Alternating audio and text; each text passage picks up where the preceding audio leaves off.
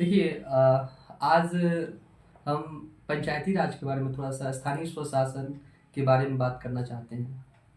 गांधी जी का सपना था कि शक्ति का केंद्रीकरण नहीं होना चाहिए, शक्ति किसी एक के हाथ में नहीं होनी चाहिए।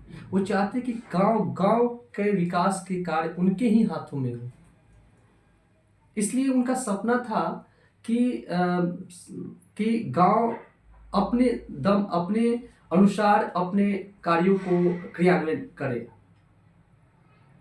चूंकि हमेशा वो चाहते थे कि राम राज्य स्थापित हो। राम राज्य का मतलब था कि हर लोग अपने विकास के बागडोर अपने हाथों में रखें, न कि जो शक्ति का केंद्रीकरण हो जाए, शक्ति किसी एक संस्था या इंस्टीट्यूट के हाथ में आ जाए। क्योंकि मूल संविधान में तो पंचायती राज को नहीं क्रियान्वयन किया गया, नहीं लाया गया।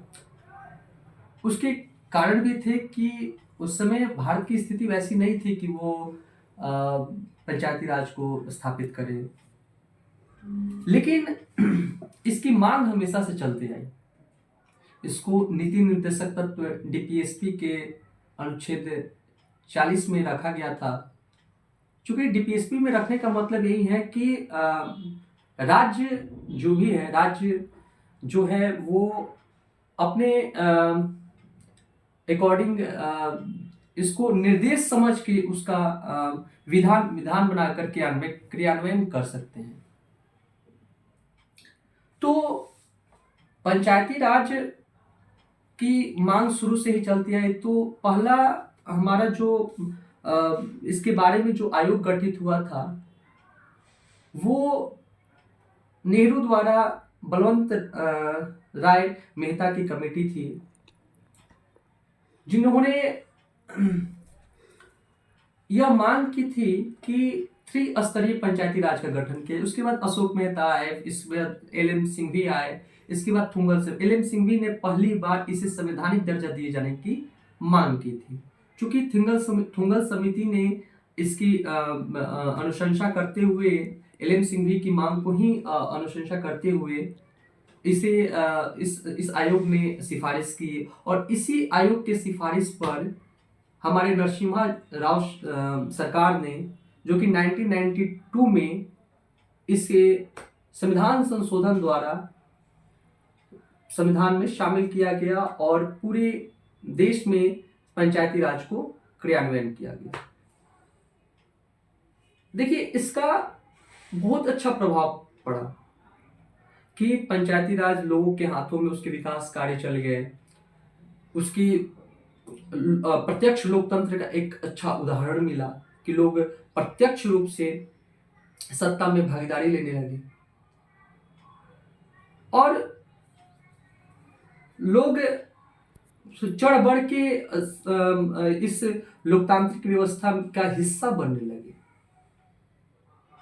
और लोग शक्ति का जो पृथक्करण हुआ, शक्ति गांव गांव तक पहुंचने लगे। इसका प्रवाह, विकास का कार्य नीचे से ऊपर की ओर प्रवाह होने लगे। गांव से हमारे गांव गांव गांव से केंद्र की ओर विकास का प्रवाह बढ़ने लगा। लेकिन इसका दुष्परिणाम भी हुआ। चूंकि भारतीय जनसंख्या इतनी बड़ी है और यहाँ पे जो शिक्षा का स्तर है उस तरह से सशक्त नहीं हो पाया है, तो यहाँ के जो पंचायती राज में है, पहला बात तो उन्होंने गांव को ही तोड़ दिया, गांव को गुटबंदी की भावना ला दी। गांव गुट में बट गया। आज हम अपने गांव में ही देखते हैं, लोग गुट में बट गए हैं, कहीं एक पक्ष, कहीं एक पक्ष, कहीं एक पक्ष।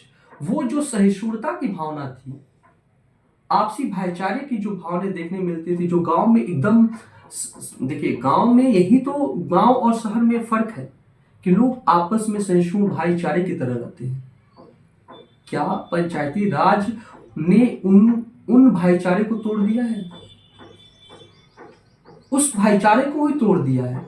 चूंकि दूसरा चीज कि पंचायती राज जब आया था तो उसमें महिलाओं को 1/3 आरक्षण भी दिया गया था कि 3 सीट पे 1 सीट उनको रिजर्व कोटे में रखा गया। क्या महिलाओं को उस क्या उस संविधान में जो संशोधन करके इस चीज को लाया गया था, क्या महिलाओं को उस तरह से दिया जा रहा है? हाँ, वो लड़की जरूर है, उनको सीट आरक्षित जरूर जरूर है, लेकिन पति प्रधान की भावना आ गई है। उनके कार्यों को उनके पति देखते हैं। तो स्त्री का सशक्तिकरण कहाँ गया? स्त्री कब सशक्त होगी? तो ये काफी बड़ा मुद्दा है कि, लेकिन हाँ, इसका इम्पैक्ट बहुत अच्छा पड़ा है कि गांव अब तेजी से विकसित हो रहे हैं, विकास कार्यों में सहयोग कर रहे हैं। लेकिन हमारा जो त्रिस्तरीय है, ग्राम सभा, ग्राम पंचायत और जिला पंचायत, ये जो है, और जनपद पंचायत, ये जो 3 स्तरीय हैं, ये तो तीनों का प्रत्यक्ष रूप से चुनाव होता है। लेकिन हमारे गांव में आज तक ग्राम सभा का मैंने कभी बैठक होते हुए नहीं देखा। ग्राम सभा में वही बैठक होती है जो 18 साल से पूर्वी, मतलब जो आगे का युवा है 18 वर्ष से, तो मैंने कभी इस तरह का नहीं देखा। तो हमें इस पंचायती राज को थोड़ी सी हमको चाहिए कि इसमें प्रशासनिक और प्रशासनिक अधिकारियों को थोड़ा सा सशक्त के साथ इसको लागू करना चाहिए, क्योंकि इसका अभी तक तो हमने ज़्यादातर दुष्परिणाम ही देखा है। क्योंकि यहाँ पे भ्रष्टाचार गांव गांव तक बढ़ गए हैं।